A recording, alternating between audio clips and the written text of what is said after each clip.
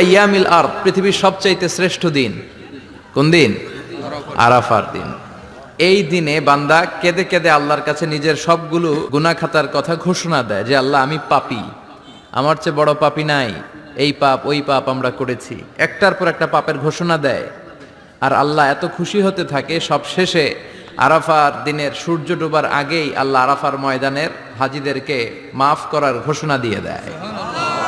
এই দুই দিন শয়তান নিজেকে সবচেয়ে বেশি অপমানিত ফিল করে, অপদস্থ ফিল করে। অনুরূপভাবে 365 দিনের প্রতিদিনই বান্দা যখন আল্লাহর কাছে ক্ষমা চায়, আল্লাহ তখন খুশি হয়ে যায়। সুবহানাল্লাহ পড়েন। আর শয়তান নারাজ হয়ে যায়। আমাদের মিশন হচ্ছে আমরা আল্লাহরে খুশি করতে চাই, আর শয়তানের বিরুদ্ধে আমাদের অবস্থান। চিল্লায় বলেন ঠিক কিনা? এজন্য সবসময় প্রশংসা করব কার? শুকর গুজার হব আল্লাহর জন্য, ঠিক কিনা? বিশ্বনবী বলতেন আল্লাহুম্মা জাআলনি সাবুরা ওয়া জাআলনি শাকুরা ওয়া জাআলনি ফি আইনি সগীরা ওয়া ফি আয়ুনিন নাসি কাবীরা। হে আল্লাহ, আপনি আমাদের ধৈর্যশীল বানান। আমাদের ধৈর্য নাই, অল্পে আমরা অস্থির, আছে না নাই? এই দেশের মানুষ খুব বেশি অস্থির, বাংলাদেশের মানুষ খুব বেশি অস্থির। আমি পৃথিবীর অনেক দেশে ঘুরেছি, সেখানে দেখেছি মানুষজন খুব ধীরস্থিরভাবে কাজ করতে পছন্দ করে। সুপার শপে যদি কিনতে যায়, they maintain the queue in super shop. Super শপে লম্বা লাইন, সবাই যে ওখানে ভদ্রভাবে দাঁড়ায়, একজনের পর একজন যাবে। টিকিট কাটতে যাবে, লম্বা লাইন, একজনের পর একজন দাঁড়ায়, একজন যাবে আরেকজন। তো ওখানে যদি কোনো বাঙালি থাকে, তখন দেখা যায় তার অস্থিরতা। কেন সামনে এত লাইন, এত সময় লাগে কেন, আমি কখন পাবো, আমার কি হবে? অস্থিরতা আছে না নাই? মানে সে পারে না সামনে সবাইকে ডিঙ্গিয়ে আগে যে টাকা পে করবে, আগে যে টিকিট কাটবে। এই অস্থিরতা আমাদের কমাইতে হবে, ধৈর্যশীল হতে হবে। গোটা বিশ্বব্যাপী আমাদের এই বাংলাদেশের মানুষের এই বদনাম যে আমরা অস্থির প্রকৃতির, আমরা ঠান্ডা মাথায় ভাবি না। ঠান্ডা মাথায় ভাবতে হবে, ধৈর্যশীল হতে হবে। ইন্নামা সাবরু ইনদা সাদামাতিল উলা। বিষ্ণু বলেছেন বিপদের প্রথম ধাক্কায় যে সবর ধারণ করতে পারে সেই তো সবুর। এজন্য বিষ্ণু দোয়া করতেন আল্লাহুম্মা জাআলনি সাবুরা, আল্লাহ আপনি আমারে ধৈর্যশীল বানান। ওয়া জাআলনি শাকুরা, আপনি আমার শুকর গুজার বান্দা বানান। বিশ্বনবীর চেয়ে ধৈর্যশীল, বিশ্বনবীর চেয়ে শুকর গুজার পৃথিবীর কেউ আছে? কথা বলেন। এমন তাবৎ কোনো অত্যাচার নাই যে অত্যাচার বিশ্বনবীর উপর করা হয় নাই। বিশ্বনবী মক্কার জামিনে যখন দাওয়াত দিতে লাগলেন, ওনারে পাগল বলা হতো, বলা হতো তুমি পাগল, বলা হতো মুহাম্মদ একটা কবি, বলা হতো মুহাম্মদ হচ্ছে গণক। বিশ্বনবী যখন রুকু দিতেন, সিজদায় চলে যেতেন, উটের পচা নারী ভুরি এনে বিশ্বনবীর কাঁধে ফেলে রাখা হতো। বিশ্বনবীর গলার মধ্যে রশি ধরে টান দেয়া হতো। কয়েকবার বিশ্বনবীর এই ঘাড়ের এই চামড়া ছিঁড়ে গিয়েছে, একবার চাদর টান দেওয়ার কারণে, আরেকবার রশি টান দেওয়ার কারণে। বিশ্বনবী কিছুই বলেন নাই, ক্ষমা করে দিয়েছেন। যেই মক্কার শত্রুরা বিশ্বনবীকে মক্কা থেকে বিতাড়িত করেছেন, এবং যেই রাতে উনি হিজরত করলেন, মাইগ্রেট করলেন, উনি কেঁদে কেঁদে বারবার মক্কার দিকে ফিরে তাকায়, আবার যায়, আবার ফিরে তাকায়, মাতৃভূমির মায়া ছাড়তে পারছেন না। আর বলছিলেন মাক্কা তো আহাব্বুল বিলাদ ইলাইয়া, মক্কা আমার কাছে সবচেয়ে প্রিয় শহর। লাউলা উখরিজতু লামা খরাজতু মিনহা, আমার যদি বের করে না দেয়া হতো এই শহর থেকে, আমি কোনোদিন এই শহর থেকে বেরোতাম না।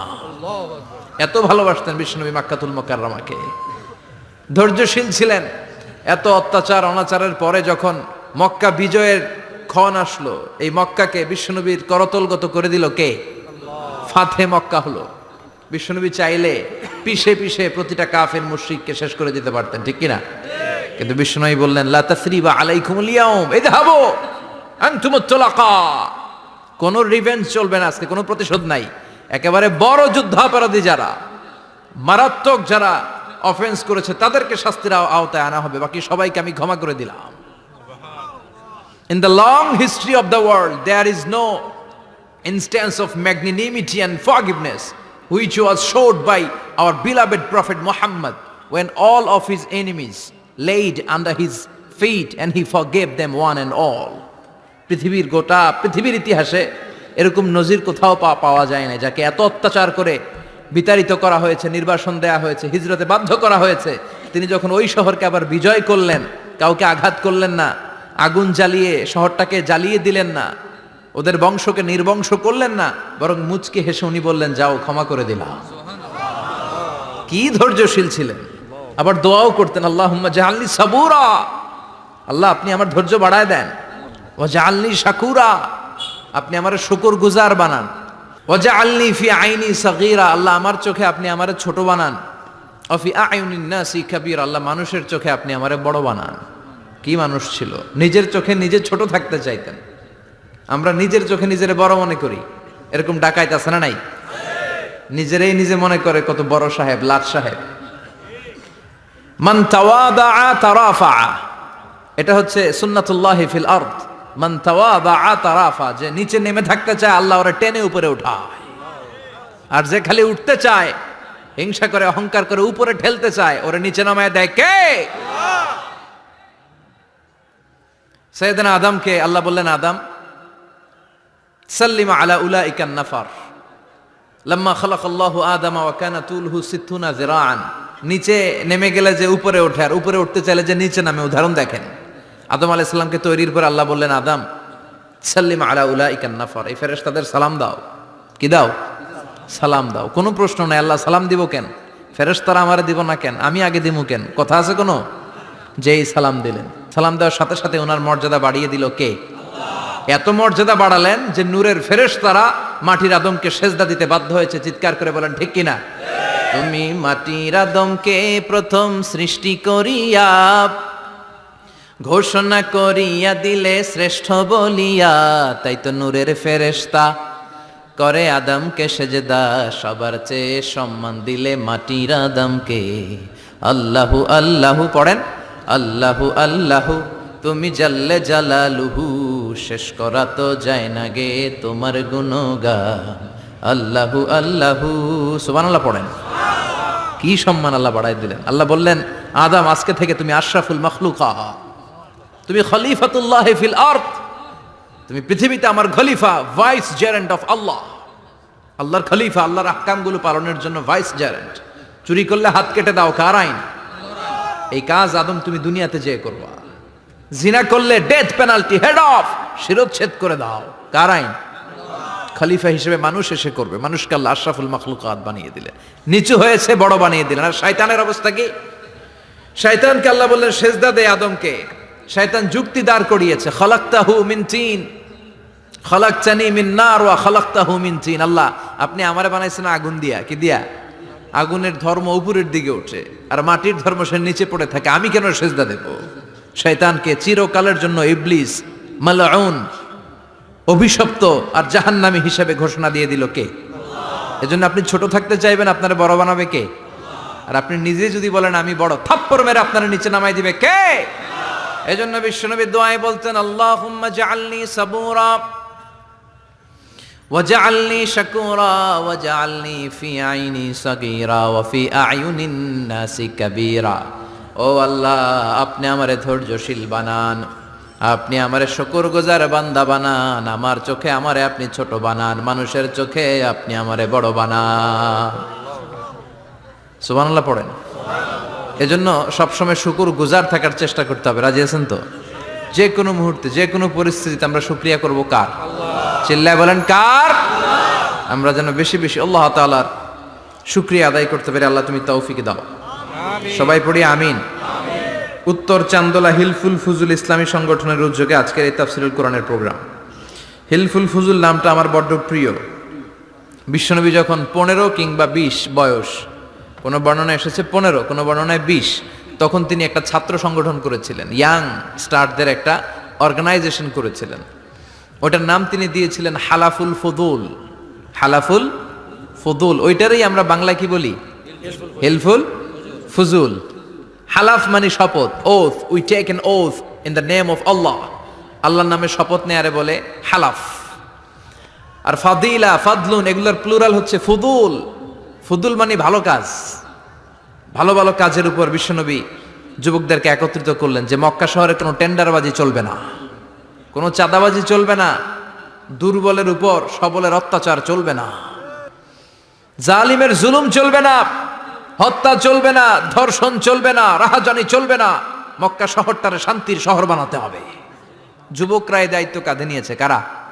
মুরব্বীরা না, যুবকরা। যুবকদের আছে প্রাণ ঢালা উচ্ছ্বাস, অনেক শক্তি। এজন্য যুবকদেরকে ভালো কাজে আসতে হবে। যুবকরা চাইলে এই দেশের চেহারা পাল্টে দিতে পারে। এদেশে যুবক ভোটার আছে কয়জন জানেন? নতুন করে যুবক ভোটার হয়েছে 2 কোটি। কয় কোটি? 2 কোটি না? Can you imagine that? কল্পনা করতে পারেন? They can change Bangladesh, they can change the face of Bangladesh. তারা 56,000 বর্গ মাইলের এই বাংলাদেশের চেহারা পাল্টে দিতে পারে। তাদের অনেক শক্তি। এই জন্য যুবকদের এই শক্তি কাজে লাগাতে হবে। ফেন্সিডিল, গাঁজা, ইয়াবা, হিন্দি সিনেমা এগুলোর পিছনে দৌড়ানো যাবে, পর্নোগ্রাফির পিছনে ছোটা যাবে। যুবক বয়সে ভয় করতে হবে কারে? চিল্লায় বলেন কাকে? আল্লাহ আমার যুবক ভাইদেরকে তুমি তৌফিক দাও। বিশ্বনবী এই হালাফুল ফুদুল তিনি গঠন করলেন মক্কাতুল মুকাররমাতে। পুরো মক্কা শহরটা শান্তির শহর হয়ে গেল। সুবহানাল্লাহ। আল্লাহ উত্তর চান্দলা হিলফুল ফুজুল ইসলামী সংগঠনকে তুমি কবুল করো, আমিন। আজকের প্রোগ্রামের সভাপতিত্ব করছেন আল্লামা অধ্যক্ষ গোলাম সরোয়ার সাইদি পীর সাহেব, আড়াইবাড়ি দরবার। পীর সাহেবদের মুখ হুঙ্কার দেখা যায়, কথা কন। এরা থাকে খানকায়, এদের পেট থাকে বড়। সবার কথা বলছি না, বেশিরভাগ কথা বলেন। এই ভণ্ডামি এই দেশে আছে না নাই? দোদেল বান্দা কালমা চোরে, না পায় শ্মশান না পায় ঘোরে, দিন থাকিতে আয়রে পথে ছাইড়া দে ভণ্ডামি, ভণ্ডামি ভণ্ডামি ভণ্ডামি, ছাইড়া দে ভণ্ডামি। আছে না নাই? নামাজ কালাম পড়ে না, ইবলিশ শয়তানের নানা। আছে না? নামাজ নাই, রোজা নাই, নাচানাচি, নাচ গান, গোসল করে না, সারা বছরে করে একবার, ওই গোসলের পানি মুরিদরা খেয়ে ফেলায়। আছে না নাই? নামাজ রোজা করে না, ইবলিশ শয়তানের নানা, ধর্মের একখান খুঁটি ধইরা কয়দিন করবা হয়রানি, ভণ্ডামি ভণ্ডামি ভণ্ডামি, ছাইড়া দে ভণ্ডামি। ঠিক কি না?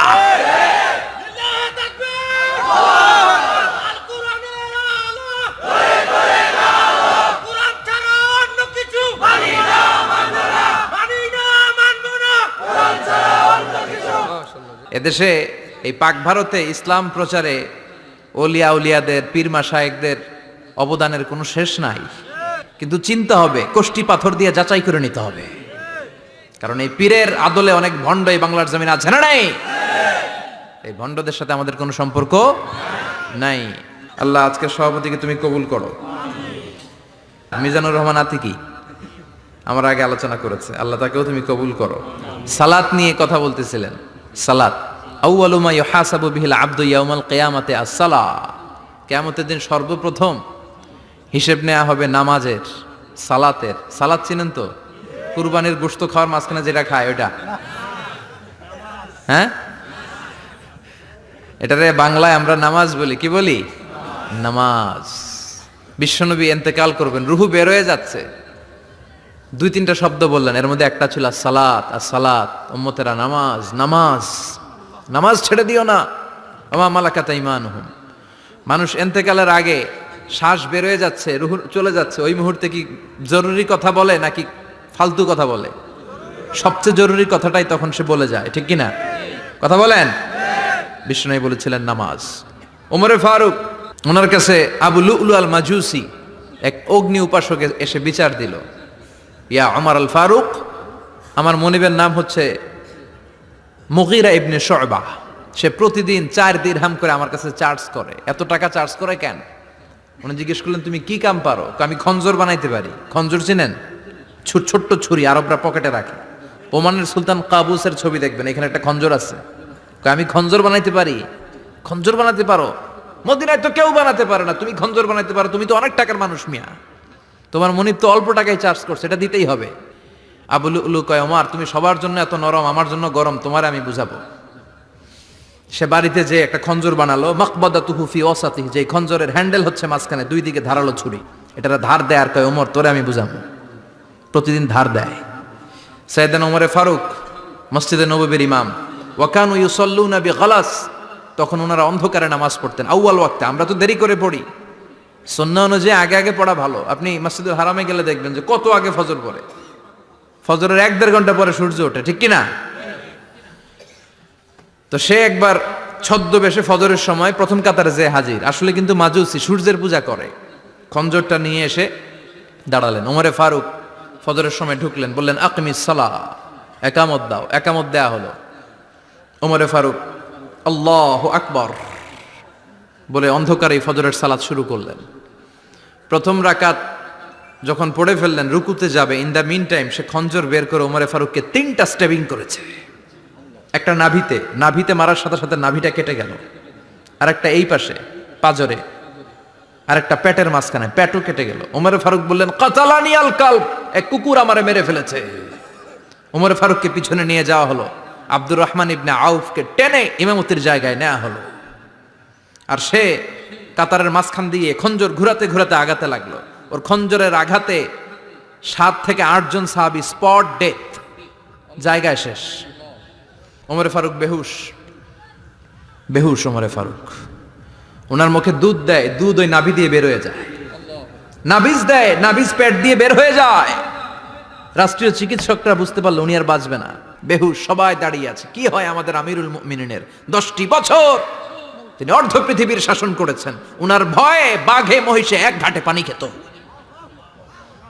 হুশ ফেরার পরে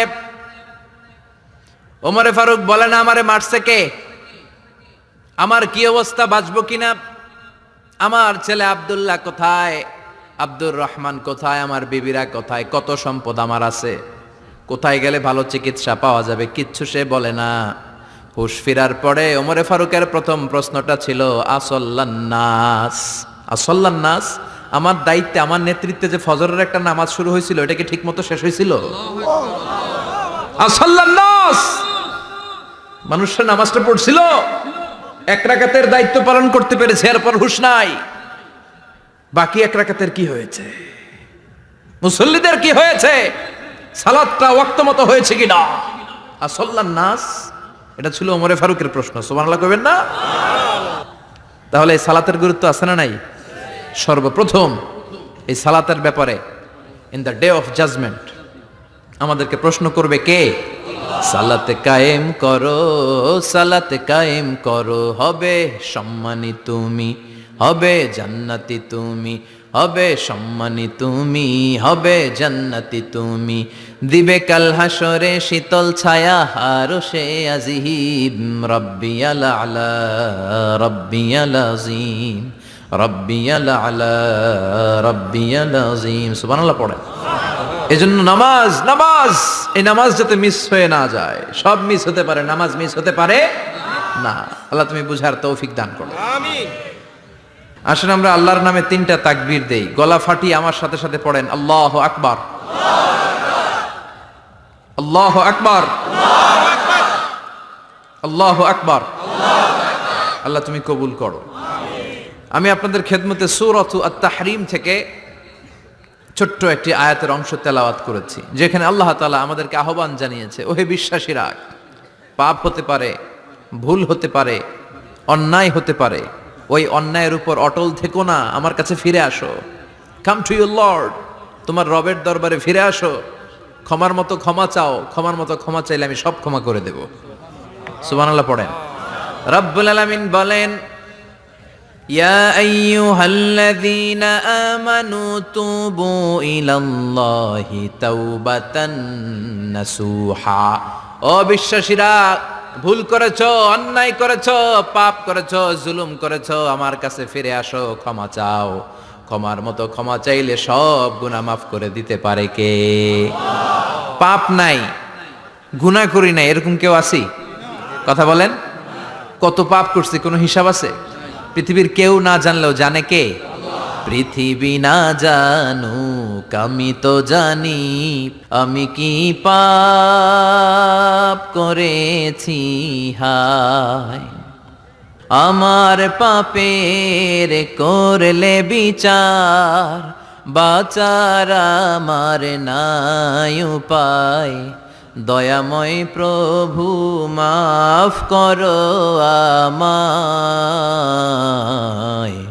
মাফ করো আমায়। পড়েন আমিন। আমাদের পাপগুলো ক্ষমা করে কে? চিল্লায় বলেন কে? আল্লাহ ডেকে বলে, গোলাম আমি হলাম গাফিরুয যামব কাবিলুত তাওব।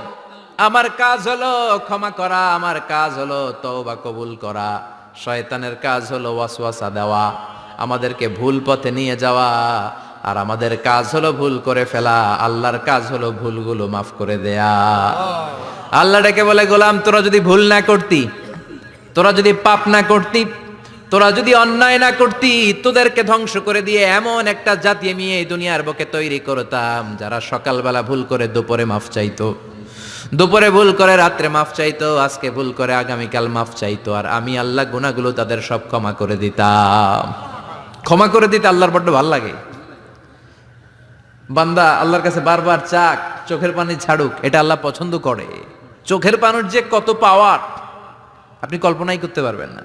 অনুশোচনার চোখের পানি চোখ বেয়ে নাকের ডগা পেয়ে জমিনে পড়ার আগেই আল্লাহ এই বান্দারে মাফ করে দেয়। বিশ্বনবী ডেকে বলে, ও আমার উম্মতেরা শোনো, আল্লাহর কাছে দুনিয়ার মানুষদের দুই ফোঁটা পানি সবচেয়ে প্রিয়। এক হলো জিহাদের ময়দানে রক্তের ফোঁটা, দুই হলো অনুতপ্ত বান্দার চোখের পানির ফোঁটা। কত ভুল আপনি করেছেন, কত অন্যায় আপনি করেছেন, কত পাপ আপনার হয়েছে, কত মিথ্যা আপনি বলেছেন, কয় ওয়াক্ত নামাজ ছেড়েছেন, কয় লাখ টাকা ঘুষ খেয়েছেন, কত যৌতুক আপনি খেয়েছেন, কত মিথ্যা আপনি বলেছেন। আপনার পাপ যত বড় হোক, যত বিশাল হোক, যত বেশি হোক, আল্লাহর দয়ার পরিসীমা তার চাইতেও বড়। আপনার পাপ, আপনার অন্যায়, আপনার জুলুমগুলো যদি হয় খালের পানির সমান, বিলের পানির সমান, আল্লাহর দয়া সাগরের পানির সমান। আপনার পাপ যদি হয় সাগরের পানির সমান, আল্লাহর দয়া মহাসাগরের পানির সমান। আপনার পাপ আর অন্যায় যদি হয় পাহাড়ের সমান, আল্লাহর দয়া আকাশের সমান। আপনার পাপ যদি হয় আকাশের সমান, আল্লাহর দয়া আরশের সমান। এজন্য আল্লাহ বললেন, ইয়া আইয়ুহাল্লাযীনা আমানু তুবু ইলাল্লাহি তাওবাতান নাসুহা। ও আমার গোলাম, তুই তোর নিজেরে যত বেশি ভালোবাসিস তার চেয়েও আমি তোরে বেশি ভালোবাসি। তোর বাবা মা তোরে যত বেশি ভালোবাসে তার চেয়েও আমাদেরকে বেশি ভালোবাসে কে?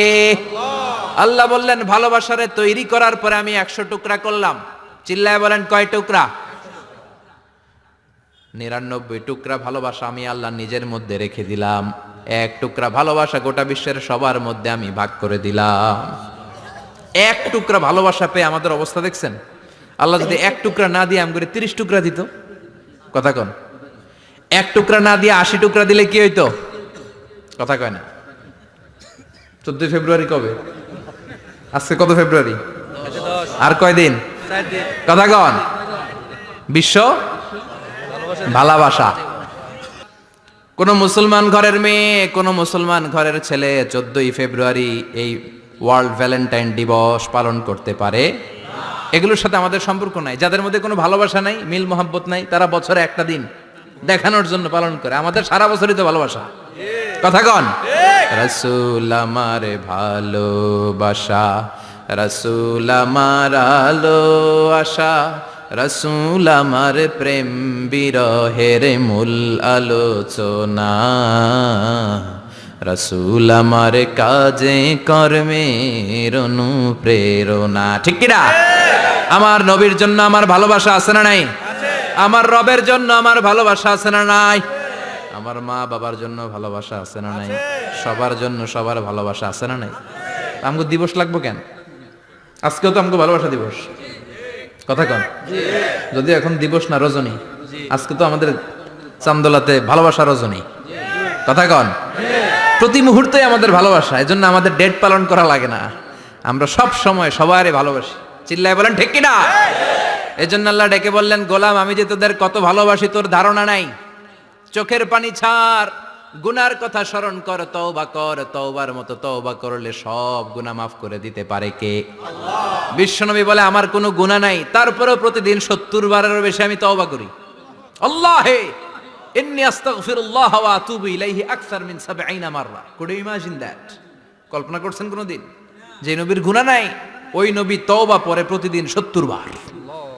আকসার 70 বারেরও বেশি। আমার পড়া দরকার কয়বার? আপনার পড়া দরকার কয়বার? বিশ্বনবী 70 বারের বেশি বললে আমাদের পড়া দরকার কয়বার? আর আমরা প্রতিদিন পড়ি কয়বার? কথা কন। আমাদের ভুল হবে, ভুল হতে সমস্যা নাই। ভুল হওয়াই মানুষের স্বভাব, কিন্তু ভুল হওয়ার পরে ভুলের উপর অটল থাকা যাবে না। শয়তান আর মানুষের মধ্যে এই মৌলিক পার্থক্য। শয়তান ভুল করে ভুলের উপরে আছে, ঠিক কিনা?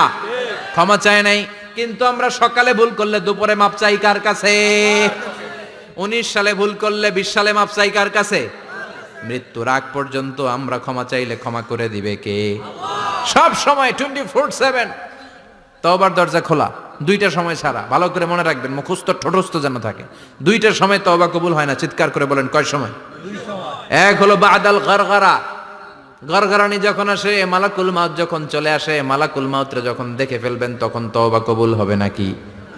কথা কন। ফেরাউনের নাম শুনছেন?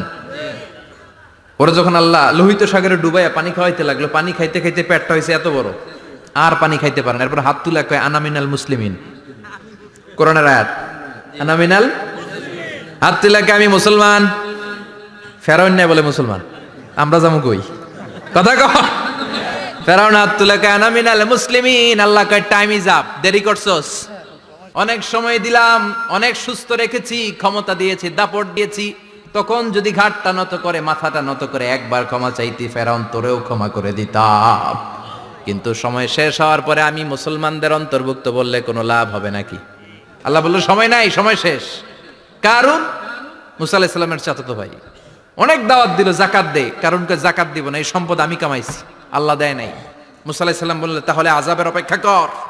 আযাব চলে আসলো। আল্লাহ বললেন মুসা সেফ জোনে যাও, সরো, এখনই আযাব। ফাখাসাফনা বিহি ওয়া বিদারিহিল আরদ, পুরো ফাইয়ুমের জমিনটার আল্লাহ কাঁপিয়ে দিলেন, আর কারুনকে সহ পুরো সম্পত্তি তার জামিনের ভিতরে দাবিয়ে দিলেন। হাঁটু পর্যন্ত কারুন দেবে যায়, ভাবছে উঠে যাবে, কোমর পর্যন্ত দেবে যায়, ভাবছে উঠে যাবে, গলা পর্যন্ত যখন দেবে যায় আর সুযোগ নাই। কয় মুসা আমার সব সম্পত্তি তোরে আর তোর আল্লাহরে দিয়ে দিলাম, আমারে বাসা, আমারে সব সম্পত্তি তোর আর তোর আল্লাহর, আমারে খালি বাসা, চাচা আপন প্রাণ। আল্লাহ বলে সময় শেষ। তার মানে বাদাল গরগরা তওবা কিন্তু আর কবুল হয় না। এই হলো একটা। নাম্বার 2, বাদা তুলুই শামস মিন মাগরিবিহা, প্রতিদিন চাঁদোলাতে সূর্য কোন দিক দিয়ে ওঠে? কথা কয় না? পূর্ব দিকে। কিয়ামতের আগ দিয়ে সূর্য আর পূর্ব দিকে উঠবে না, পশ্চিম দিক থেকে উঠবে। যেদিন প্রভাতে পশ্চিম দিক থেকে সূর্য উঠবে, ওই দিন থেকে তওবার দরজাটারে বন্ধ করে দিবে কে? আল্লাহ। তার আগ মুহূর্ত পর্যন্ত জীবনে যত গুনাহ করেছি, অন্যায় করেছি, চোখের পানি ছেড়ে ক্ষমা চাইলে ক্ষমা করবে কে? শয়তান আল্লাহরে চ্যালেঞ্জ দিছে, আল্লাহ তুমি আমারে জাহান্নামে পাঠাবা, আমিও তোমার বান্দা করে লয়ে একসাথে জামাতে ঢুকমু, একা ঢুকবো না, একা যাব না, তোমার বান্দাদেরকে সবগুলারে জাহান্নামী বানায়া তারপরে ঢুকমু। তোমারে চ্যালেঞ্জ দিলাম, একটারও জান্নাতে ঢুকাইতে পারবা? আল্লাহকে তুই আমার চ্যালেঞ্জ দিলি? আমি তো সব রাজার বড় রাজা, মহারাজা, আমারে চ্যালেঞ্জ দেশ, এত সাহস পাইলি কই? তুই আজীবন ওয়াসওয়াসা দিয়ে পাপ কাজ করাবি, একদিন তাফসীর মাহফিলে এসে আমার বান্দা ক্ষমা চাবে, আমি মাফ করে দেবো, তুই কি করবি? আজীবন অন্যায় করবে, আজীবন পাপ করবে, জুলুম করবে, একদিন চোখের পানি ছেড়ে আমার কাছে কান্নার মতো কান্না করলে আমি সব গুনাহ মাফ করে দেব। এজন্য আল্লাহ বললেন ইয়া আইয়ুহাল্লাযীনা আমানু তুবু ইলাল্লাহি তাওবাতান নাসুহা, ভুল করেছো তওবা করো, মাফ করবে কে? আল্লাহ। সাইয়েদনা আদম আলাইহিস সালাম ভুল করলেন, দুনিয়ায় এসে শত শত বছর কাঁদলেন, কিন্তু ক্ষমা হয় না। আল্লাহরে বললেন আল্লাহ কি করলে ক্ষমা পাবো বলো? ফাতালাক্কা আদামু মির রাব্বিহি কালিমাতিন ফাতাবা আলাইহি, আল্লাহ বললেন ও আদম তোমারে কিছু কালেমা শিখায় দেই, এই কালেমাগুলো দিয়ে আমার কাছে দোয়া করো, ক্ষমা করে দেব। আল্লাহ শিখায় দিলেন ও আদম 2 হাত তুলে চোখের পানি ছেড়ে আমার কাছে পড়ো রব্বানা, পড়েন রব্বানা যালামনা আনফুসানা ওয়া ইল্লাম তাগফির লানা ওয়া তারহামনা লানাকুনান্না মিনাল খাসিরিন। এটা শিখাই দিয়েছিল আল্লাহ। আল্লাহ আমি জুলুম করেছি, অন্যায় করেছি, ভুল করেছি, পাপ করেছি, তুমি যদি ক্ষমা না করো ক্ষমা করার কেউ নাই, ঠিক কি না? আমরাও পাপ করলে এই দোয়াটা পড়ার দরকার আছে না নাই? 5টা শর্ত সাপেক্ষে আমাদের তওবা কবুল করবে কে? আল্লাহ। তওবা কবুল হওয়ার কিছু শর্ত আছে 5টা। কয়টা? চিৎকার মেরে বলতে হবে, তওবা কবুল হওয়ার শর্ত কয়টা? 1 নম্বরে হচ্ছে আল ইকরা, acknowledgement. You have to give the acknowledgement that you are the greatest sinner on earth. আপনাকে ঘোষণা দিতে হবে যে আপনি পৃথিবীর সবচেয়ে বড় পাপী। 1 নম্বর শর্ত, আপনি বলেন যে আল্লাহ আমার চেয়ে বড় পাপী নাই, আকাশের নিচে জমিনের উপরে আমি সবচেয়ে বড় পাপী। এমন কোনো পাপ নাই যেটা আমি করি নাই, ঠিক কিনা? 1 নম্বরে পাপের ঘোষণা দেন। 2 নম্বরে আন-নাদাম। নাদাম মানে repentance. You have to be repentant for what you have done. আপনাকে অনুতপ্ত হতে হবে, চোখের পানি ছাড়তে হবে। আল্লাহ আমি লজ্জিত, আল্লাহ আমি নাদান, আমি পিশাচ, আমারে মাফ করে দাও। তার মানে স্বীকার গেলেন কি অন্যায় করেছেন। 2 নম্বরে আপনি অনুতপ্ত হলেন। 3 নম্বরে স্টপ, যেই পাপ করতেছিলেন ওইটা থামান। Stop what you have done, যেটা করতেছিলেন আগে থামান। আপনি সুদ খাইছেন, অনুশোচনা আসলো, মাফও চাইতেছেন, আবার সুদও খাইতেছেন, হবে? আপনি ঘুষ খেয়েছেন, তওবা শুরু করলেন, আবার ঘুষও খেয়ে যাচ্ছেন, হবে? থামেন, স্টপ। 3টা গেল। 4 number, to hate what you have done, ঘৃণা করতে হবে। যে পাপটা করেছেন মন থেকে, ওই পাপটাকে ঘৃণা করতে হবে। 5 নাম্বার শর্ত হচ্ছে to determine that you never repeat this sin again in your life. আল্লাহর ওয়াদা দেন, কমিটমেন্ট দেন যে আল্লাহ আমার জীবনে পারতপক্ষে এই পাপ জীবনেও করব না। চিৎকার করে বলেন ঠিক কিনা? তার মানে আপনি শিকার যান, তারপরে আপনি অনুতপ্ত হবেন, যে পাপ করেছেন থামিয়ে দিবেন, পাপটারে মন থেকে ঘৃণা করবেন, আর আল্লাহরে ওয়াদা দিবেন আল্লাহ আর করব না। এই 5টা শর্তের আলোকে তওবা করলে জীবনের সব গুনাহ মাফ করে দিবে কে? এজন্য আল্লাহ বললেন, ইয়া আইয়ুহাল্লাযীনা আমানু তুবু ইলাল্লাহি তাওবাতান নাসুহা। তওবার মতো তওবা করো, সব গুনাহ মাফ করতে পারে কে? তওবা করবেন তো? রাজি আছেন? কবে করবেন? এই মুহূর্তে তওবা করলাম, এই মুহূর্তে আল্লাহর কাছে ক্ষমা চাই, আল্লাহ জীবনের সব গুনাহ মাফ করে দাও। আমাদের দেশে তওবা করার জন্য হুজুর লাগে, কথা কন? পীর সাহেব হুজুর, বড় হুজুর, ছোট হুজুর, হাফেজ সাহেব লাগে না? হাফেজ সাহেব, ইমাম সাহেব, এদের ছাড়া নাকি তওবা হয় না। না, এটা ভুয়া কথা। আপনি অনুতপ্ত হন, আপনি চোখের পানি ছাড়েন, আপনি আপনার রবরে বলেন, ক্ষমা করে দিবে কে? ইমাম সাহেব আসতে হবে, শর্ত না। পীর সাহেব হুজুর এসে হুজুরের হাতে হাত রেখে তওবা পড়তে হবে, শর্ত না। আপনার রবরে ডেকে চোখের পানি ছেড়ে ক্ষমা চান, ক্ষমা করবে কে? আর প্রতিদিন শতবার পড়তে থাকবেন আস্তাগফিরুল্লাহ। আওয়াজ করে সবাই পড়েন আস্তাগফিরুল্লাহ, আরো জোরে পড়েন আস্তাগফিরুল্লাহ। বিশ্বনবী বলেন, মান লাজিমাল ইস্তিগফার জাআলাল্লাহু লাহু মিন কুল্লি দিকিন মাখরাজা। সব সময় ইস্তেগফারের সাথে যে লেগে থাকবে, রব্বুল আলামিন তারে 5টা জিনিস দিবে। কয়টা? কথা কন, আরো জোরে সবাই বলেন, কয়টা? নাম্বার 1, জাআলাল্লাহু লাহু মিন কুল্লি দিকিন মাখরাজা। বিপদে পড়লে বিপদ থেকে উদ্ধার করবে কে? আমাদের তো কোনো বিপদ নাই না? আছে। কত বিপদ, হ্যাঁ? রাস্তাঘাটে দুর্ঘটনা হতে পারে, যে কোনো সময় ভূমিকম্পে পড়তে পারি, বজ্রপাত পড়তে পারে না? ঠেড়া পয়রা মানুষ নাই, আছে না নাই? এই বিপদ আপদ থেকে আপনারা রক্ষা করবে কে? যদি আপনি ইস্তেগফারের সাথে আঠার মতো লেগে থাকেন। কিসের সাথে? কথা বলেন। ইস্তেগফারের সাথে লেগে থাকতে পারলে 1 নাম্বার হচ্ছে বিপদে পড়লে আপনারে মুক্ত করে দিবে কে? 2 নাম্বার, ওমিন কুল্লি হাম্মিন ফারাজা। যে কোনো ধরনের টেনশন, হাইপার টেনশন থেকে বাঁচায় দিবে কে? আমাদের তো টেনশন মেনশন নাই না? আছে। লাইফ নিয়ে টেনশন, বাঁচার টেনশন, মরার টেনশন, ক্যারিয়ারের টেনশন, রাস্তাঘাটে যানজট, এটার টেনশন, পুলিশের দৌড়ানি, র্যাবের দৌড়ানি, বাড়ির ভাড়া, গ্যাস বিল, বিদ্যুৎ বিল, ছেলে মেয়েদের লেখাপড়া, কত টেনশন। এই সব টেনশন থেকে আপনারে মুক্ত করে দিবে কে? 3 নম্বরে, ওয়ারযুকহু মিন হাইসু লা ইয়াহতাসিব। এমন জায়গা থেকে আল্লাহ আপনার রিজিকের ব্যবস্থা করবে আপনি কল্পনাই করতে পারবেন না। সুবহানাল্লাহ পড়েন। 4 নম্বরে, সবসময় ইস্তেগফার যদি পড়া হয়, আল্লাহর কোনো আযাব ওই বান্দার উপরে আসে না। ওমা কানাল্লাহু মুআযযিবাহুম ওয়া হুম ইস্তাগফিরুন।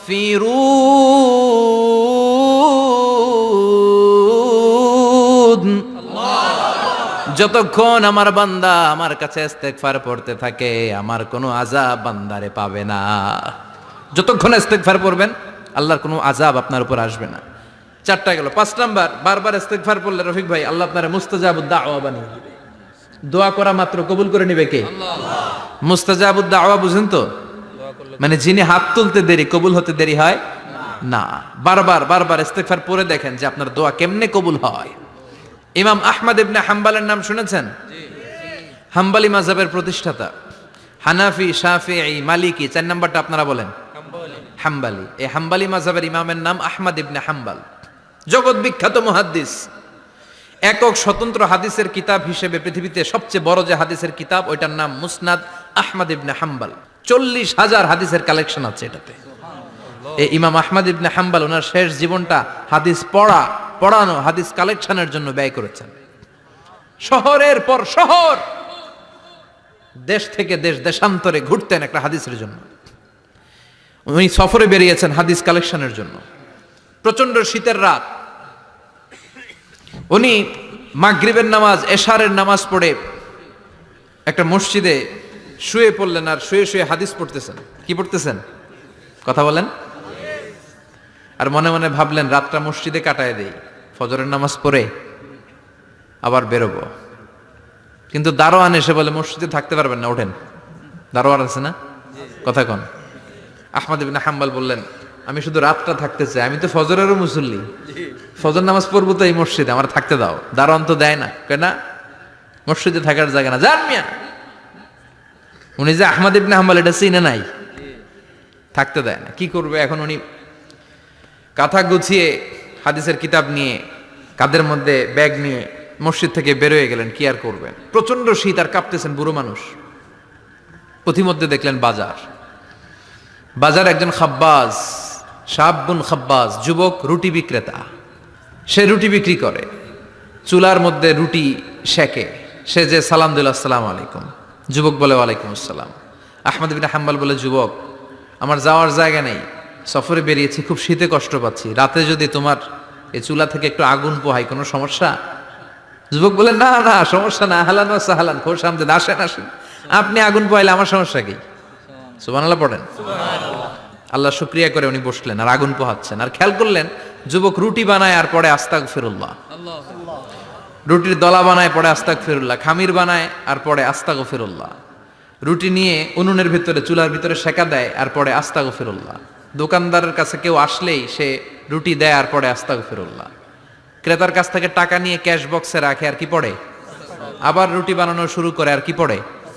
খালি এইটাই পড়তেছে। ইমাম আহমদ ইবনে হাম্বাল তো অবাক, কিরে এটা আবার কেমন যুবক, খালি আস্তাগফিরুল্লাহ।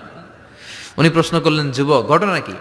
আসার পর থেকেই তোমার দেখতেছি তুমি রুটি বানাও, রুটি বিক্রি করো আর পড়ো আস্তাগফিরুল্লাহ, মালাকা ইয়া শাবাব। যুবক বলে, আস্তাগফিরুল্লাহ আমার সবচেয়ে বেশি পছন্দের আমল, আমি সব সময় আঠার মতো ইস্তেগফারের সাথে লেগে থাকি আর সব সময় পড়তে থাকি আস্তাগফিরুল্লাহ, আর এর বদৌলতে আল্লাহ আমারে মুস্তাজাবুদ দাওয়া বানিয়ে দিয়েছে। সুবহানাল্লাহ।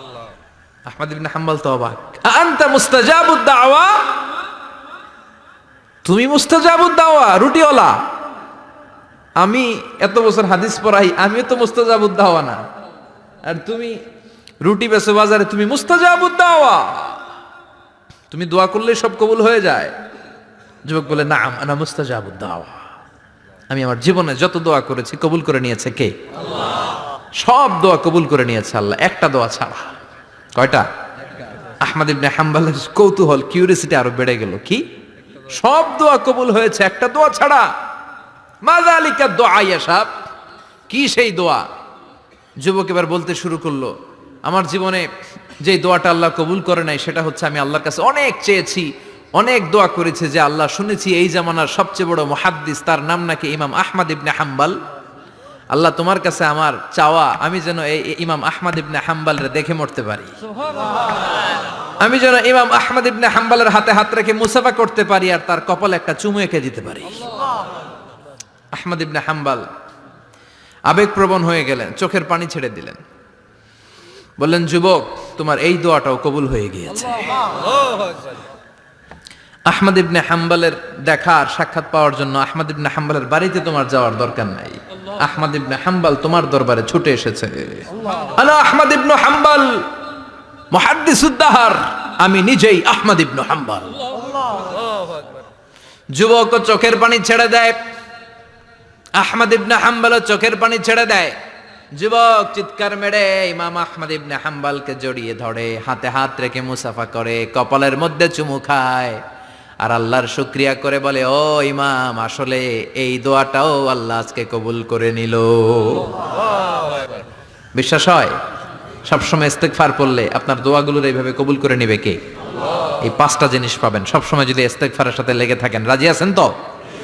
এজন্য বিশ্বনবী সব সময় নামাজে সালাম ফিরানোর পরে পড়তেন আস্তাগফিরুল্লাহ। কি পড়তেন? আস্তাগফিরুল্লাহ। 3 বার পড়তেন আস্তাগফিরুল্লাহ, আস্তাগফিরুল্লাহ, আস্তাগফিরুল্লাহ। পড়তে রাজি আছেন? জি ইনশাআল্লাহ। ইস্তেগফারের অনেকগুলো আলফাজ আছে, সবচেয়ে ছোট ইস্তেগফার হচ্ছে এটা, আস্তাগফিরুল্লাহ, আস্তাগফিরুল্লাহ। আরো আছে আস্তাগফিরুল্লাহ আল্লাযী লা ইলাহা ইল্লা হুয়াল হাইয়ুল কাইয়্যুম ওয়া আতুবু ইলাইহি।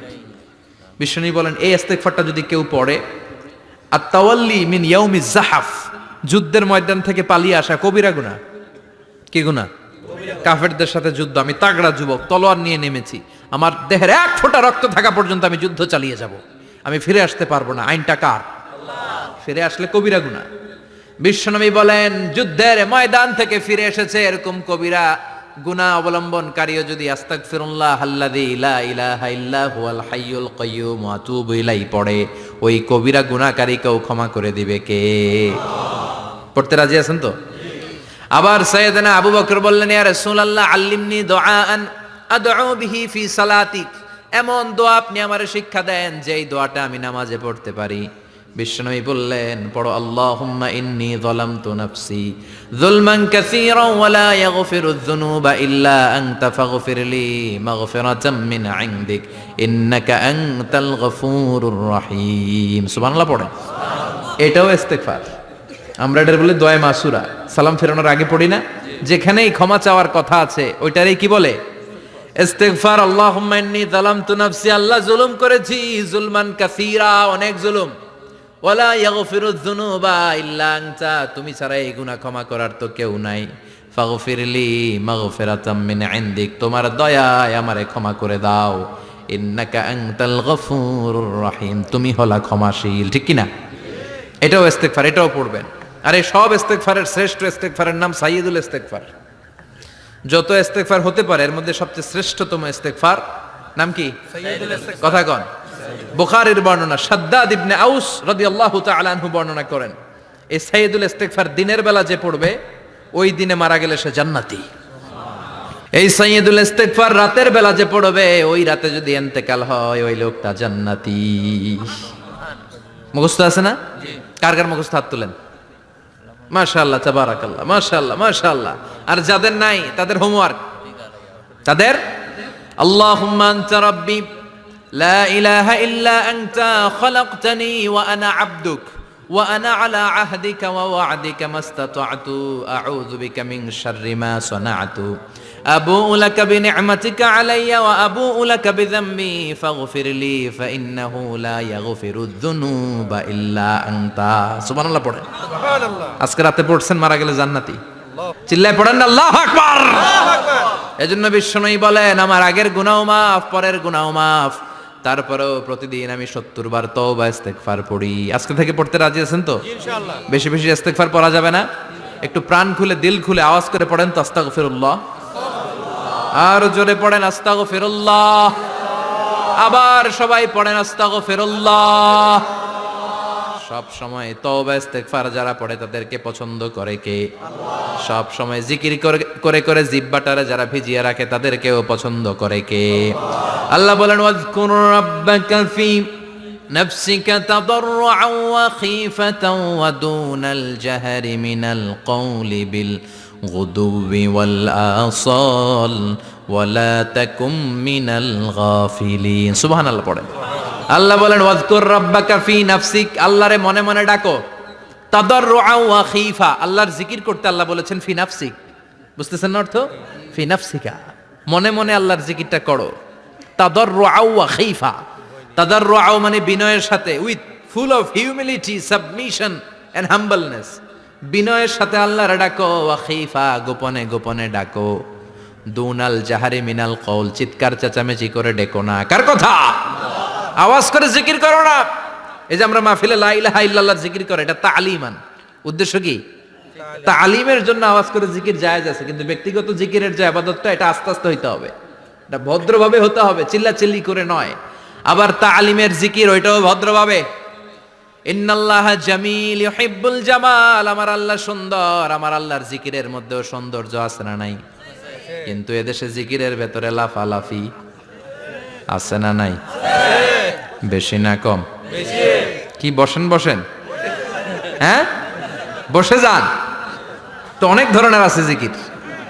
হ্যাঁ বসেন বসেন বসে যান, হ্যাঁ হাইবার আলী, এটা কি আবার জালালি। তো এই যে ইন্নাল্লাহ জামিল ইউহিব্বুল জামাল, আমার আল্লাহ সুন্দর, আমার আল্লাহর জিকিরের মধ্যেও সৌন্দর্য আছে না নাই? তালিমের উদ্দেশ্যে সবাই মিলে জিকির করা যায়, কিন্তু চিল্লাফাল্লা করা যাবে না, লাফালাফি করা যাবে না, মাথা ডানে বায়ে ঝোলানো যাবে না, ঠিক কি না? কিন্তু লাফালাফির জিকির আছে না নাই? লাফাইতে লাফাইতে, হ্যাঁ গাছের আগায় বাঁশের আগায়, আবার যিনি জিকির পরিচালনা করে ওনার কান্দে যাইয়া ওঠে, আছে না নাই? বিশ্বনবী সাহাবাদের নিয়ে জিকির করছেন, সাহাবারা লাফাতে লাফাতে খেজুর গাছের আগায়, হাদিসে আছে না এটা? বিশ্বনবী সাহাবাদেরকে নিয়ে জিকির করছেন, লাফাতে লাফাতে আবু বকর বিশ্বনবীর কান্দের উপরে, আছে হাদিসে আছে? এটা জিকির নয়। কি সুন্দর দেখেন, ইসলাম বোঝা কত সহজ। ওয়াজকুর রাব্বাকা ফি নাফসিকা তাদাররুআ ওয়া খাইফা, গোপনে জিকির করো, ভদ্রতার সাথে বিনয়ের সাথে জিকির করো। ওয়ালা তাকুম মিনাল গাফিলিন দুনাল জাহারি মিনাল কওল, চিৎকার চেঁচামেচি করে জিকির করো না। যারা চিকফাল দিয়ে হই হই হই হই করে, আছে না? হই হই হই হই হই হইয়ের ভিতরে আল্লাহর নাম আছে, হ্যাঁ এই যে হুই হাই এই স্টাইলের যে জিকির, এটার ভিতরে আমার আল্লাহর নাম আছে? আল্লাহর নাম যদি না থাকে ওইটা জিকির হবে? কথা বলেন। বিশ্বনবী বললেন, খবরদার, চিৎকার চেঁচামেচি করে লাফালাফি করে যারা জিকির করে এরা মনে করে আল্লাহ কানে শোনে না। কথা বলেন। আপনি গোপনেও আল্লাহর ডাকলে আপনার ডাকে সাড়া দিবে কে? এজন্য রাব্বুল আলামিন বলেন, ফাযকুরুনি আযকুরকুম ওয়াশকুরুলি ওয়ালা তাকফুরুন। বান্দা আমার জিকির তোমরা করো, আমিও তোমাদের জিকির করব, ঠিক কি না? আমরা যদি আল্লাহর জিকির করি আমাদেরও জিকির করে কে? সুবহানাল্লাহ কইবেন না? আমরা আল্লাহর জিকির করে, আল্লাহ নাকি আমাদের জিকির করে, জানো তো না কথা এটা? আবার হাদিসে কুদসিতে আল্লাহ বললেন, ফাইন যাকারানি ফি নাফসি যাকারতুহু ফি নাফসি, আমার বান্দা যদি একা একা আমার জিকির করে আমি আমার বান্দারে একা একা স্মরণ করি। ওয়া ইন যাকারানি ফি মালাইন যাকারতুহু ফি মালাইন খায়রিম মিনহু, এরকম মহা সম্মেলন করে যদি কেউ আমি আল্লাহর জিকির করে, আমি এর চেয়েও বড় মহা সম্মেলন ফেরেশতাদেরকে নিয়ে করে আমার বান্দারে স্মরণ করি। ওয়া ইন তাকাররাবা ইলাইয়া শিবরান তাকাররাবতু ইলাইহি যিরাআন, আমার বান্দা যদি আমার দিকে এক বিঘত আসতে চায় আমি আমার বান্দার দিকে এক হাত এগিয়ে যাই। আমার বান্দা যদি আমার দিকে এক হাত আসতে চায় আমি আমার বান্দার দিকে দুই হাত যাই। ওয়া ইন আতানি ইয়ামশি আতাইতুহু হারওয়ালা, আমার বান্দা যদি আমার দিকে হেঁটে হেঁটে আসতে চায় আমি আমার বান্দার দিকে দৌড়ে দৌড়ে যাই। সুবহানাল্লাহ পড়ে। এজন্য বিশ্বনবী বলেন, লা ইয়াজালু লিসানুকা রাতবাম মিন যিকরিল্লাহ, আল্লাহর জিকির দিয়ে জিহ্বাটারে ভিজিয়ে রাখবা। কার কথা? চিল্লায় বলেন কার কথা? সবসময় আল্লাহর জিকির করতে রাজি আছেন তো? সবচেয়ে শ্রেষ্ঠ জিকির বিশ্বনবী বললেন, আফদালু যিকরি লা ইলাহা ইল্লাল্লাহ, লা ইলাহা লা ইলাহা ইল্লাল্লাহু মুহাম্মাদুর রাসূলুল্লাহ সাল্লাল্লাহু। সবচাইতে শ্রেষ্ঠ জিকির লা ইলাহা, এর চেয়ে শ্রেষ্ঠ জিকির আছে? কথা বলেন। বিশ্বনবী বললেন, মান ক্বালা লা ইলাহা ইল্লাল্লাহ সিদকান মিন কলবিহি, একনিষ্ঠতার সাথে অন্তর থেকে কেউ যদি জীবনে একবার বলে লা ইলাহা ইল্লাল্লাহ, দাখালাল জান্নাহ, তার যদি পাপ থাকে অন্যায় থাকে ওই পাপ আর অন্যায়ের শাস্তিগুলার পরে কোনো না কোনো দিন আমার ওই বান্দা জান্নাতে ঢুকবে।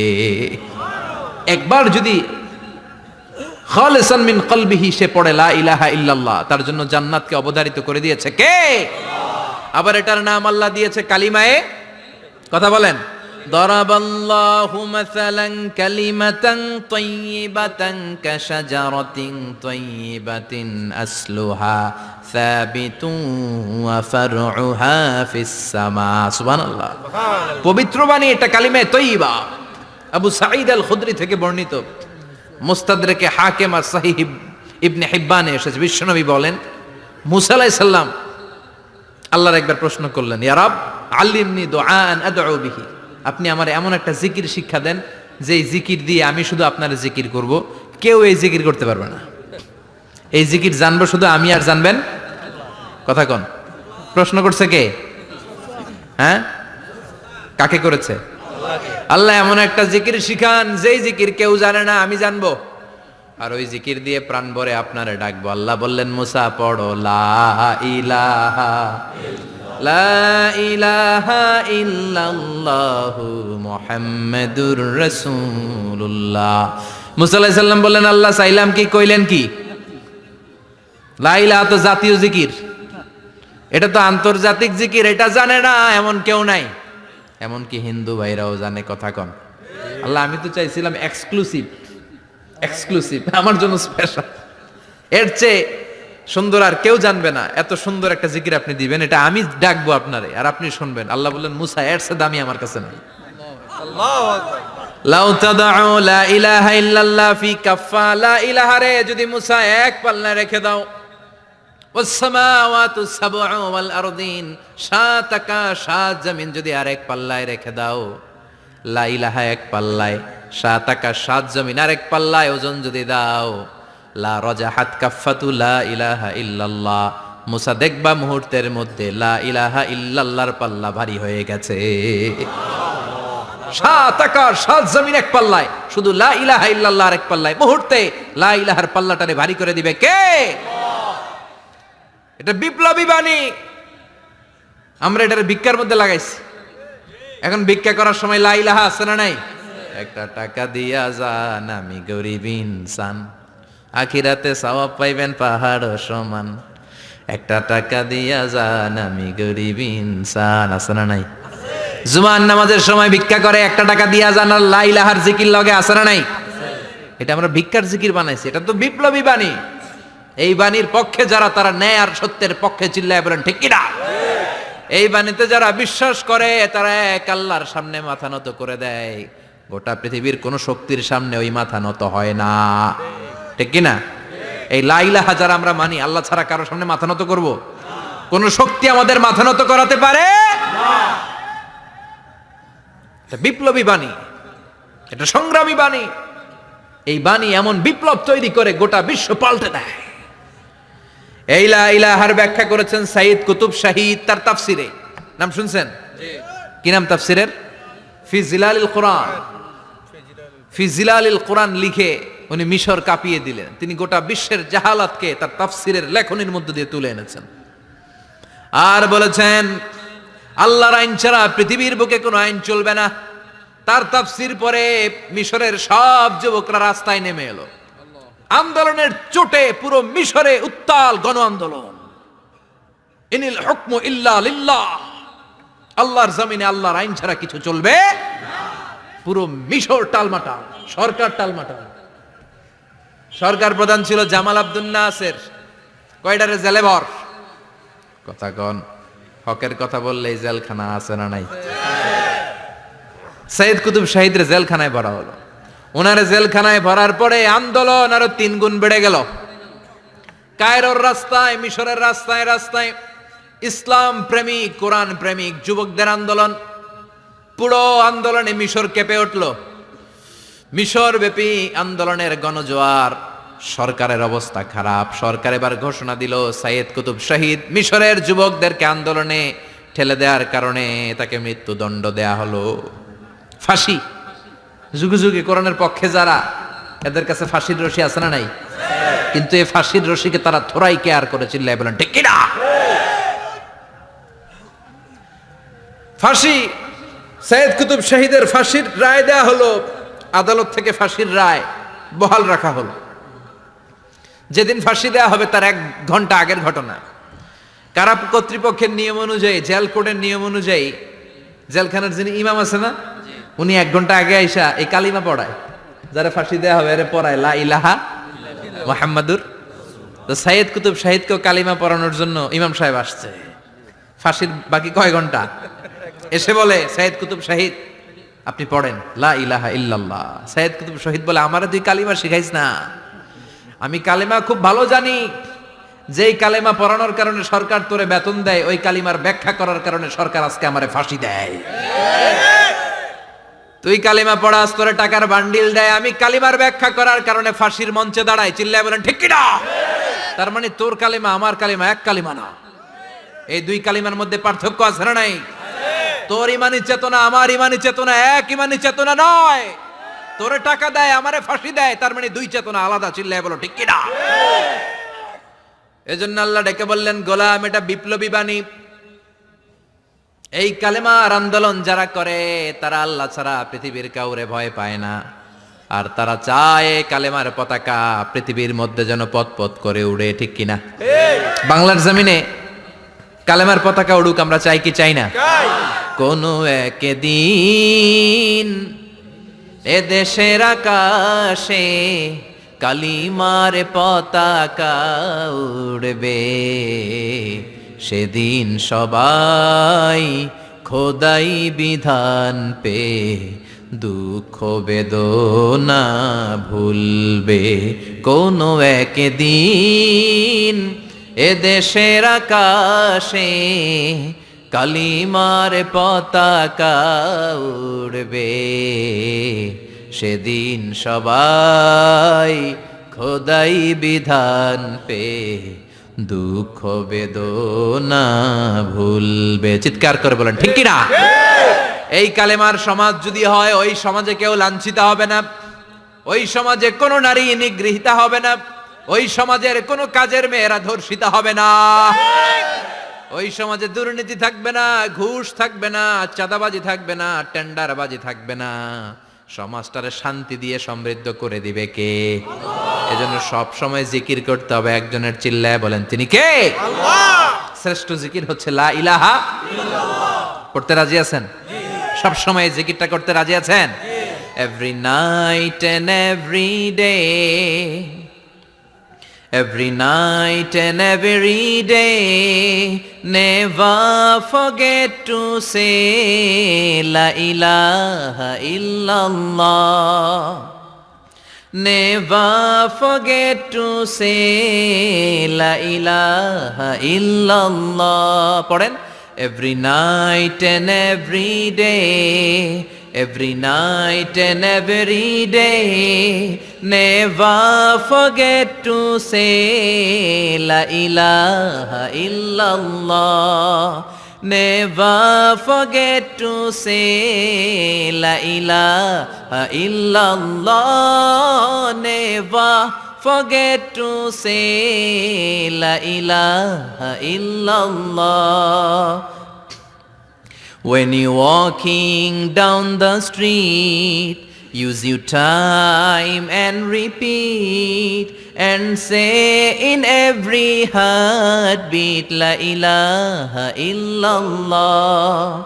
When you're walking down the street, use your time and repeat, and say in every heartbeat la ilaha illallah.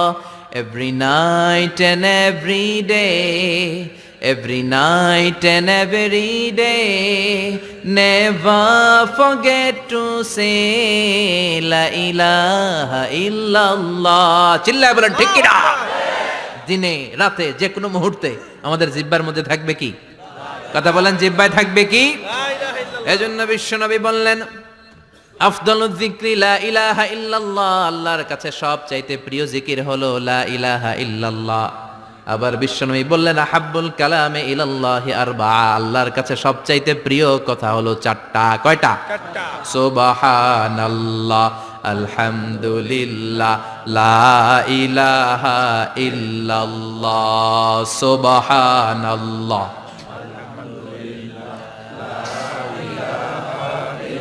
লা ইলাহা ইল্লাল্লাহু মুহাম্মাদুর রাসূলুল্লাহ। সুবহানাল্লাহ পড়েন। চারটা কথা আল্লাহর কাছে সবচেয়ে প্রিয়, একটা হচ্ছে সুবহানাল্লাহ, আর একটা হচ্ছে আলহামদুলিল্লাহ, আর একটা হচ্ছে লা ইলাহা ইল্লাল্লাহ, আর একটা হচ্ছে আল্লাহু আকবার। এই যে শুরুতে তিনটা তাকবীর দিছি, এই তাকবীরটা আল্লাহর প্রিয় কথা যে চারটা, এই চারটার মধ্যে একটা আছে না নাই? আওয়াজ করে পড়েন আল্লাহু আকবার। সবচেয়ে প্রিয় আল্লাহর কাছে এই চারটা কথা। লা ইয়াদুররুকা বিআইয়িহিন্না বাদাতা, বিশ্বনবী বললেন এই চারটার যেটা দিয়ে শুরু করতে মন চায় করো, কোনো সমস্যা নাই। সুবহানাল্লাহ পড়েন।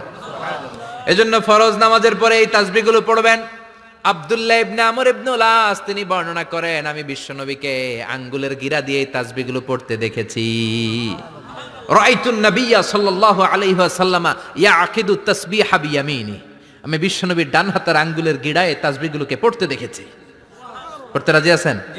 ডান হাত তোলেন, জি এই আঙ্গুলের করের মধ্যে এইভাবে রাখেন, এইভাবে রেখে নামাজের পরেই সুবহানাল্লাহ আলহামদুলিল্লাহ পড়তে রাজি আছেন?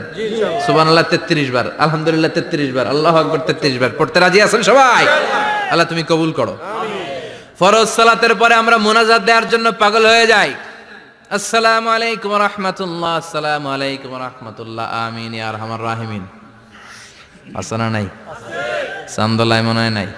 আছে সব জায়গায়। কিন্তু বিশ্বনবী সালাম ফেরানোর পরে সর্বপ্রথম যে আওয়াজটা করতেন সেটা হচ্ছে আল্লাহু আকবার। এরপর 3 বার পড়তেন আস্তাগফিরুল্লাহ আস্তাগফিরুল্লাহ আস্তাগফিরুল্লাহ। এরপর আয়াতুল কুরসি একবার। কয়বার? মান ক্বারা আয়াতুল কুরসি দুবুরা কুল্লি সালাতিন মাকতুবা লাম ইয়ামনাহু মিন দুখুলিল জান্নাতি ইল্লাল মাউত।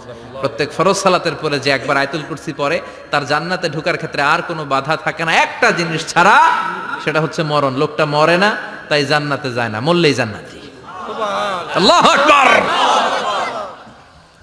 এরপরে 33 বার সুবহানাল্লাহ, 33 বার আলহামদুলিল্লাহ, 33 বার আল্লাহু আকবার। সবশেষে মিলাবেন লা ইলাহা ইল্লাল্লাহ ওয়াহদাহু লা শারীকা লা লাহুল মুলকু ওয়া লাহুল হামদু ওয়া হুয়া আলা কুল্লি শাইইন Kadir.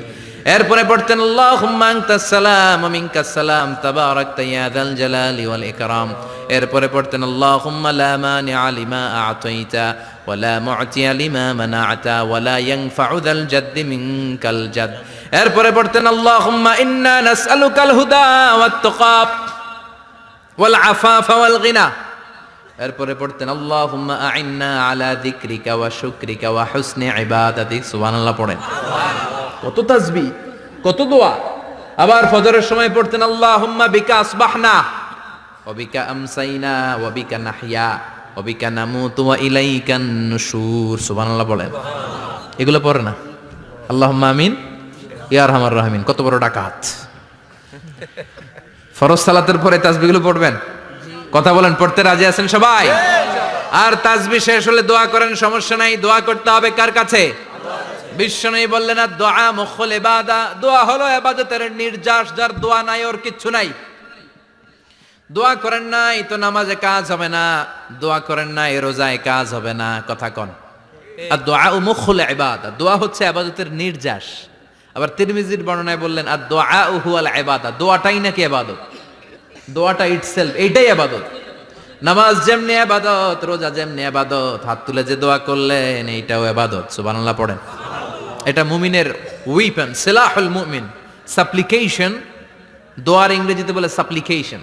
সাপ্লিকেশন is the weapon of believers. এটা বিশ্বাসীদের অস্ত্র। সবকিছুর কারামতি যেখানে শেষ, দোয়ার কারামতি ওইখানে। এরকম অনেক শুনবেন ক্যান্সারে আক্রান্ত, দুরারোগ্য ব্যাধি, বাংলাদেশের চিকিৎসা শেষ, ইন্ডিয়া গেছে, কয় বাঁচবো 3 মাস। কয় মাস? এরপরে 7 বছর বাইসা ছিল। কেমনে বাঁচলো? কেমনে? দোয়া। দোয়ার পাওয়ার আছে না নাই?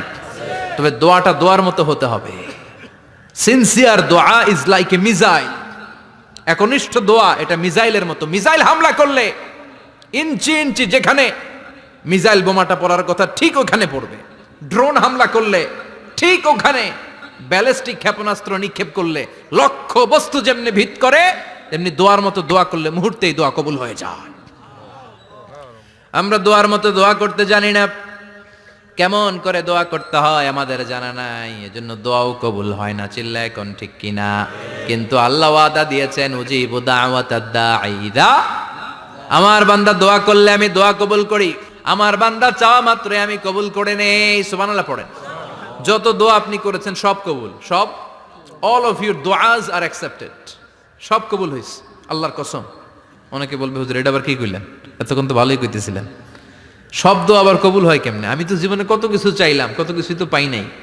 আছেন এরকম অনেকে? অনেক পেরেশান, আফসোস করে হুজুর চাইলাম আল্লাহ দিল না। 4টা মাইয়া, এবার কাবা দইরা চাই আইছি পোলার কথা, এটাও হয়েছে মাইয়া। আছে না নাই? 5টা ছেলে হয়েছে, মেয়ের জন্য বুকটা হাহাকার। হজে যে আরাফাতের ময়দানে চেয়ে আসলাম, এইবারও হয়েছে আর একটা পোলা। আছে না নাই? কত কিছু চাইলাম, পাইলাম না হুজুর, দিল না আল্লাহ। বলে না? আপনার সব দোয়া কবুল। তবে কবুল হওয়ার 3টা সিস্টেম আছে। কয়টা? চান্দোলার ভাইয়েরা মনে থাকবে? কয়টা? আপনি যত দোয়া করছেন সব কবুল। সুবহানাল্লাহ কোন? চাওয়া মাত্রই আল্লাহ বলে অ্যাকসেপ্টেড, যা কবুল, দিব দিব না এটা বলতে জানে না, চাওয়া মাত্রই বলে দিব। 3 সিস্টেম। নাম্বার 1, আপনি আল্লাহর কাছে দোয়া করলেন, চাইলেন, আল্লাহ বলে দিব, বলেই তিনি দিয়ে দেন আর আপনি খুশি হয়ে যান, পেয়ে গেলেন।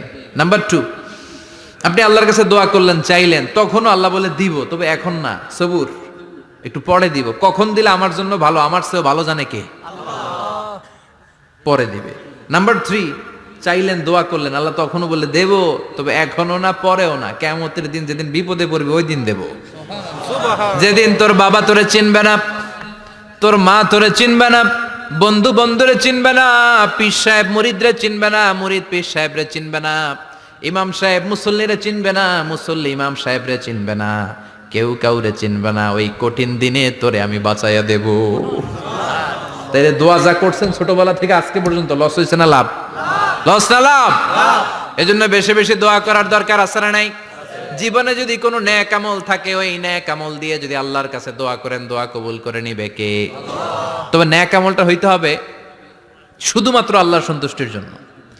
প্রত্যেকের জীবনেই কিছু আমল আছে যেটা লোক দেখানো করে, আছে না নাই? আবার কিছু আমল আছে আল্লাহরে খুশি করার জন্য করে, আছে না নাই? কথা বুঝতে পেরেছেন? রাত্রিবেলা যাচ্ছেন, কেউ নাই, রাস্তায় হঠাৎ দেখলেন মসজিদ, পাশে লেখা বড় করে দান বাক্স, পকেট থেকে কচকচে 1000 টাকার নোটটা ওইখানে ঢেলে দিলেন দান বাক্সের ভিতরে। কেউ দেখে নাই, দেখছে কে? এটা পৃথিবীর কাউরে দেখানোর জন্য দিছিলেন? এই দানটা আল্লাহর কাছে প্রিয়।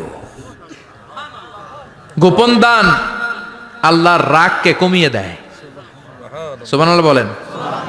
আল্লাকা সিররুন ইনদাল্লাহ বাইনাকা আনতা ওয়া বাইনাল্লাহ, আল্লাকা সাদাকাতুন তাখফা লা ইয়ালামুহা ইল্লাল্লাহ, আল্লাকা সিররুন ইনদাল্লাহ বাইনাকা আনতা ওয়া বাইনাল্লাহ, আল্লাকা সাদাকাতুন তাখফা লা ইয়ালামুহা ইল্লাল্লাহ। সুবহানাল্লাহ বলেন।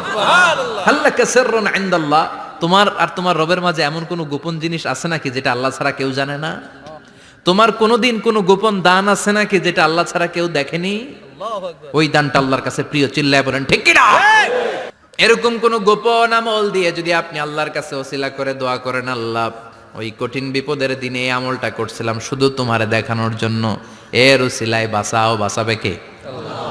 বুখারীতে একটা হাদিস আছে, সালাসাতুন ফিল গার, বনি ইসরাইলের 3 লোক সফরে বেরিয়েছে, মরুভূমির সফর, মাঝখানে তুফান, কই যাবে, কই বাঁচবে, দৌড়াদৌড়ি শুরু, দৌড়াতে দৌড়াতে এক পাহাড়ের গুহার ভেতরে আশ্রয় নিয়েছে। গুহা চিনেন তো? পাহাড়ের গুহা।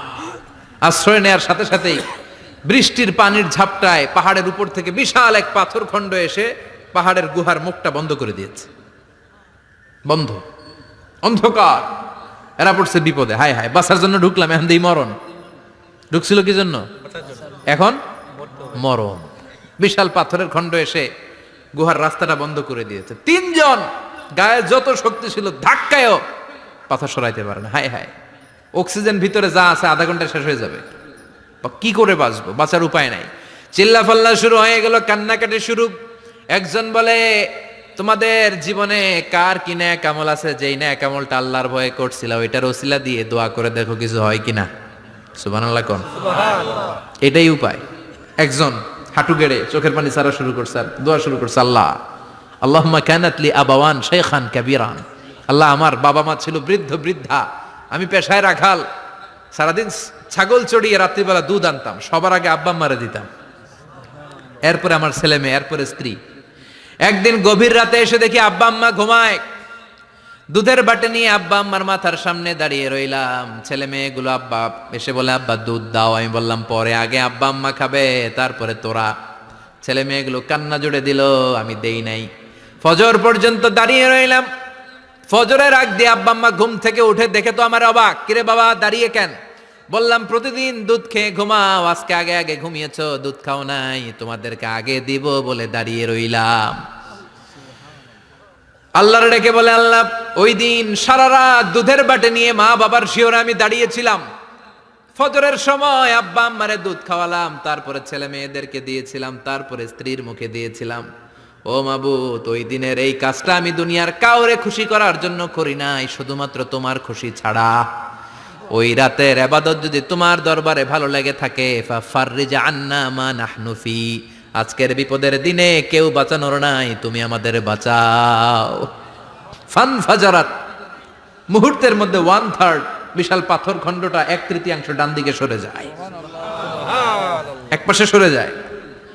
সামান্য আলো বাতাস ঢুকতে আরম্ভ করলো। এখন বাতাস ঢুকে এখন বেঁচে থাকতে পারবে এই নিশ্চয়তা হয়েছে। সুবহানাল্লাহ কোন। এবার সে বলল, ভাই তোর কি আমল আছে বল। দ্বিতীয় জন হাঁটু গেড়ে আবার চোখের পানি ছেড়ে আল্লাহরে ডেকে বলে, মাবুদ আমার এক চাচাতো বোন ছিল, কানাতলি ইবনাতু আম জামিলা ওয়া কুনতু উহিব্বুহা কাআশাদ্দি মা ইউহিব্বুর রিজাল আন-নিসা। আল্লাহ, সুন্দরী, অনন্যা, অপ্সরী, প্রিয়ংবদা, অনুসুয়া, গুণবতী, রূপবতী আমার এক চাচাতো বোন ছিল, তার প্রেমে আমি ছিলাম পাগল পাড়া, কিন্তু সে তো আমার ডাকে সাড়া দেয় না। অনেক চেষ্টা করলাম তারে পাওয়ার জন্য। চাচাতো বোন আমারে বলে, 100 স্বর্ণ মুদ্রা যেদিন দিতে পারবা ওই দিন আমারে পাবা। এবার আমি স্বর্ণ মুদ্রা কালেকশনের কাজে লেগে গেলাম। বছরের পর বছর চেষ্টা করে 100 স্বর্ণ মুদ্রা যেদিন পেলাম ওই দিন চাচাতো বোনের কাছে গেলাম, যে তার হাতে স্বর্ণ মুদ্রা দিলাম, বললাম চলো এবার আমরা অপকর্ম করি। স্বর্ণ মুদ্রা পেয়ে সেও খুশি, আমিও খুশি। সে পাইছে স্বর্ণ, আমি পাইছি তারে। গোপন একটা রুমের ভেতরে ঢুকলাম, দুজনে জামা কাপড় খুলে ফেললাম, নেকেড হয়ে পাপ কাজ শুরু করব। ইন দা মিন টাইম আমার চাচাতো বোন আমারে বলে, ও আমার চাচাতো ভাই, আমারে তুই আমার সতীত্ব তুই নষ্ট করে দিস না, ইত্তাকিল্লাহ, আমার সম্ভ্রম তুই শেষ করে দিস না, ইত্তাকিল্লাহ, আল্লাহরে ভয় কর। আল্লাহ, ওই মুহূর্তে ফিরে আসা কঠিন কঠিন, কিন্তু ইত্তাকিল্লাহ, আল্লাহরে ভয় করে, এই শব্দটা যখন শুনলাম আমার ভিতরটা কেঁপে উঠেছে। আমি মুহূর্তে তোমার ভয়ে জামা পড়ে ওই রুম থেকে চিৎকার মেরে বেরিয়ে গিয়েছি। আল্লাহ, সেদিন আমি পাপ কাজ করি নাই, সেদিন আমি মনের খায়েশ মিটাই নাই, তোমার ভয়ে সেদিন আমি দৌড়ে পালিয়েছি। ওই দিনের আমলটা যদি তোমার কাছে ভালো লেগে থাকে, ফাফাররিজ আন্না ফিমা নাহনু ফি, আজকে যেই বিপদে আছি তুমি বাঁচাও। বলার সাথে সাথে 2/3 2/3 পাথরের খণ্ডটা আরো ডান দিকে সরে যায়। সুবহানাল্লাহ পড়েন। এবার আরো বড় ফাঁকা হয়েছে। এবার তারা বেরোতে চেষ্টা করলো, দেখে মাথা বেরোয়, শরীর বেরোয় না, হাত বেরোয়, পিঠ বেরোয় না, পা বের হয়, দেহ বেরোয় না, আরো ছুটতে হবে। এবার বাকি আছে কয়জন? সে দোয়া করতে শুরু করলো, আল্লাহ ইস্তাজারতু জারাক, আমি ব্যবসায়ী ছিলাম, অনেক শ্রমিক ভাড়া করে একদিন একটা কাজ করালাম, সব শ্রমিকের টাকা দিয়ে দিলাম। এক শ্রমিক টাকা না নিয়ে ভাগলপুর কই যে গেছে নিজেও জানি না, ওর টাকা আমার কাছে রয়ে গেল। এই শ্রমিককে আর টাকাটা বুঝাই দিতে পারি নাই। এই টাকা দিয়ে আমি কয়েকটা ছাগল কিনলাম, এই ছাগলগুলো বাচ্চা দিল, ওগুলো বাচ্চা দিল, ওগুলো বাচ্চা দিল, দিতে দিতে বিশাল ছাগলের ডেইরি ফার্ম করে ফেললাম তার ওই টাকা দিয়ে। 1 যুগ 12 বছর পরে সে এসে বলে, আমার টাকা ফিরায় দাও। আমি বললাম, এই যে ছাগলের ডেইরি ফার্ম পুরোটাই তোমার। সে বলে, আতাস্তাজিউ মিন্নি, আমার সাথে ঠাট্টা করো? আমি পাই সামান্য কয়টা টাকা, 1 যুগ আগে যেই টাকা পাইতাম ওইটা দিলেই চলবে। আমি বললাম, ও শ্রমিক, তোমার টাকা দিয়ে আমি ছাগল কিনে ব্যবসা করেছি, ছাগল বাচ্চা দিয়েছে, বাড়তে বাড়তে বাড়তে বাড়তে আজকের বিশাল এই ডেইরি ফার্ম, এই ডেইরি ফার্মের মালিক আমি নই, তুমি নিয়ে যাও। বলার সাথে সাথে শ্রমিক আনন্দে নাচতে নাচতে ডেইরি ফার্ম নিয়ে যায়। ও আল্লাহ, ওই দিন যদি সে যতটুকু টাকা পাওনা ছিল অতটুকু দিলেই সে খুশি হয়ে যেত, শুধু তোমার খুশির জন্য পুরো ডেইরি ফার্ম আমি তারে দিয়ে দিয়েছিলাম। আল্লাহু আকবার। আল্লাহ, আজকের এই বিপদের দিনে আমার সেদিনের আমলটা যদি তোমার কাছে ভালো লাগে তুমি বাঁচাও। বলতে দেরি, মুহূর্তের মধ্যে বিশাল প্রকাণ্ড পাথর খণ্ডটা অন্যদিকে দৌড়ে চলে যায়। পাহাড়ের গুহা ওপেন, পাথর খণ্ড নাই।